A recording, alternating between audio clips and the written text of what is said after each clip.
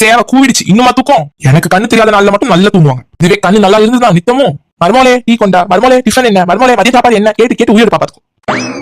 இப்போ இருந்துதானே செய்யணும். அதனால தூங்குறத பத்தியா நல்லா தான் வரேன். அத்தை மருமலக்காரி குரல் மாதிரி இருக்கு. இல்ல இல்ல, நம்ம மருமலக்காரிக்கு வேற கண்ணு தெரியல. இப்ப எந்திரிச்சோம்னா நம்மளதான் செய்ய விடுவா. நேத்தே மீன் ஆஞ்சி மீன் குழம்பு வச்சு உடம்பெல்லாம் வலிக்குது. அதனால எந்திரிக்கவே கூடாது. அத்தனாரே அன்னி குரல் கேக்குது. இல்ல இல்ல, இப்ப எந்திரிக்க கூடாது. இப்ப எந்திரிச்சா நம்ம கிட்ட டீயை கேட்டு நம்மளே டிஃபன் செய்ய விட்டுருவாங்க. அதனால தூங்கிடணும். அட என்னப்பா இது, எழுப்பா எந்திரிக்கவே மாட்டேங்குதோ. இப்படியே விடக்கூடாது, ஏதாவது பண்ணியே ஆகணுமே. சரி அத்தை, உங்ககிட்ட ஒரு வார்த்தை சொல்லிட்டு போலாம் வந்தேன். நீங்க தூங்குங்க. எங்க அம்மா வீட்டுக்கு நான் கிளம்புறேன். காலையில ஓடல ஆர்டர் பண்ணி சாப்பாடுலாம் வாங்கி வச்சிட்டேன். டீ போட்டு வச்சுட்டேன். நாஸ்டா செஞ்சு வச்சுட்டேன். பாத்துக்கோங்க. கண்ணு தெரியலனாலும் என் மருமலக்காரி தங்கம். சாப்பாட செய்ய முடியலனா வாங்கியாத வச்சாலே, டீயை போட்டு வச்சாலே. சொல்லு மருமலே, சிறப்பா போயிட்டு வா.